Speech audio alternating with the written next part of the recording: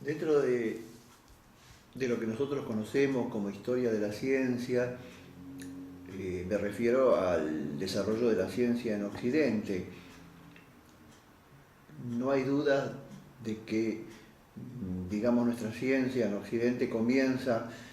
con el pensamiento de los griegos y que de alguna manera toda nuestro sentido de la ética, nuestro sentido de la moral, nuestro sentido incluso de la religión misma, y bueno, y fundamentalmente de lo que nos interesa, por lo menos de lo que vamos a hablar, de la ciencia, si bien la ciencia conectada con otros factores de la vida, comienza con el pensamiento griego de hace aproximadamente 2300-2400 años. Es decir,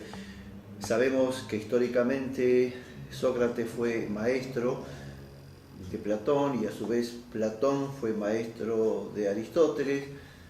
Y bueno, también la historia nos dice que Sócrates no dejó nada escrito y que Platón de alguna manera transmitió todas las enseñanzas de su maestro a través de sus famosos diálogos, que en algún momento vamos a explicar, digamos, de qué manera se desarrollaron estos diálogos, como los diálogos tempranos, después los diálogos medios, más adelante en el tiempo, y por último los diálogos tardíos, que es importante también para nuestra concepción de la ciencia en Occidente, tratar de entender de alguna manera, de la mejor forma posible, el pensamiento de Platón. Y un tema o algo que está muy referido a lo que es la evolución del conocimiento y que tiene que ver con el concepto de arquetipo. Pero bien, entendiendo que nuestro concepto de ciencia nace en ese momento de la historia, o sea, aproximadamente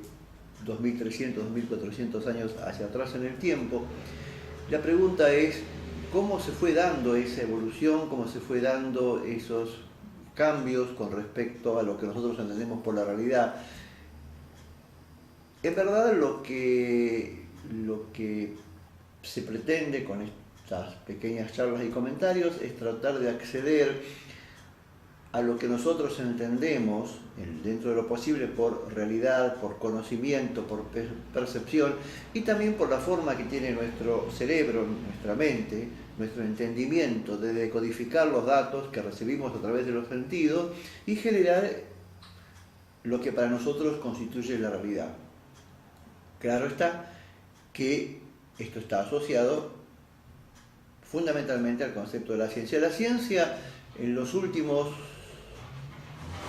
en el tiempo me refiero a los 2400 años,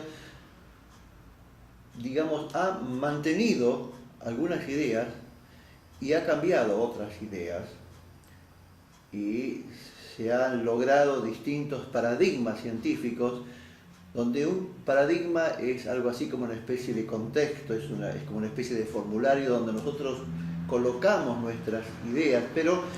ese formulario, ese paradigma tiene ciertas ideas básicas o conceptos básicos en los cuales todo lo que aparece después, de alguna manera, se fundamenta en estos conceptos básicos o en estos paradigmas. El pensamiento quizás más fuerte de los griegos, de lo que se podría hablar, es la idea de lo que ellos llamaban el osium. El osium está asociado a la contemplación, a la meditación. Es decir, para el griego el osium era importante porque le permitía meditar y pensar en los problemas fundamentales de la existencia del hombre, a su vez como también crear después lo básico para incorporarse o para fundar o para crear lo que llamamos ciencia. Nosotros en Occidente llamamos el padre de la humana razón a Aristóteles. Aristóteles fue el creador en su momento de los 64 cuadros lógicos, de una lógica que en alguna medida es la base de todo nuestro pensamiento a posteriori en el tiempo. O sea, digamos, existe una especie de configuración de lo que llamamos ciencia. Por ejemplo, según algunos, hay una especie de estratificación en lo que corresponde a que la base de todas las ciencias es la lógica, sobre la lógica se edifica la matemática, la lógica y la matemática son las llamadas ciencias formales, después aparecen las llamadas ciencias fácticas, que son las que dependen más bien de la conexión del hombre con su realidad, del hombre con, digamos, la parte empírica, lo que tiene que ver con lo que el hombre percibe a través de sus sentidos y cómo trata el hombre de explicar esa realidad. Y las llamadas ciencias no formales, que serían la física, la química, la biología y la psicología. Hay un escrito muy interesante de Piaget, en donde Piaget, digamos, coloca a estas disciplinas, pero no las coloca en forma estratificada, o sea, como que la lógica depende, supongamos, de la, o mejor dicho, la matemática depende de la lógica, la física de la matemática, pero en donde no hay una especie de reversión en el tiempo, o sea, el químico no va hacia atrás, el físico tampoco, digamos, el camino es ascendente. Para Piaget, en cambio, hay un artículo muy interesante en las grandes corrientes del pensamiento matemático, el artículo es de Raymond Queneau, y él coloca, igual que Piaget, a todas estas disciplinas en una especie de círculo, en donde la lógica actúa como base, pues viene, como comenté, la matemática, la física, la química, la biología, la psicología, pero otra vez la psicología vuelve hacia la lógica, como dando a entender de que nuestra lógica está supeditada a nuestra psiquis, cosa que creo que es muy aceptable y muy entendible. Pero de todas maneras, en la evolución de lo que nosotros llamamos ciencia, en primer lugar actúa esa lógica, esa forma de razonamiento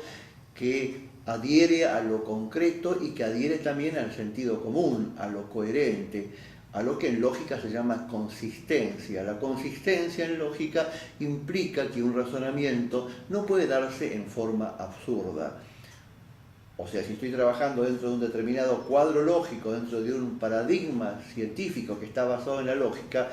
tiene que ser consistente. O sea, en ningún momento yo puedo demostrar que algo es verdadero y luego a continuación demostrar que eso mismo es falso. Porque si eso lo puedo hacer, entonces el sistema del cual parto es un sistema inconsistente. O sea, la lógica basada en el sentido común, ese sentido común para los griegos era algo así como una especie de dato, una especie de don que el hombre recibía de una autoridad suprema, de un dios o de una especie de hacedor del universo. Entonces era algo así como absoluto. Así también como para Platón las matemáticas constituían algo absoluto. O sea, el hombre percibía las matemáticas y también las matemáticas de alguna manera a él le permitían acceder a otro tipo de conocimiento y fundamentalmente a la verdad de las cosas. Claro está que estas matemáticas eran, por así decirlo, de una especie, eran de naturaleza, si se quiere, ontológica, o sea, Dios nos daba a nosotros esa matemática para que nosotros pudiéramos comprender lo que entendemos por la realidad. Más o menos esa era la idea de hace 2300, 2400 años atrás en el tiempo.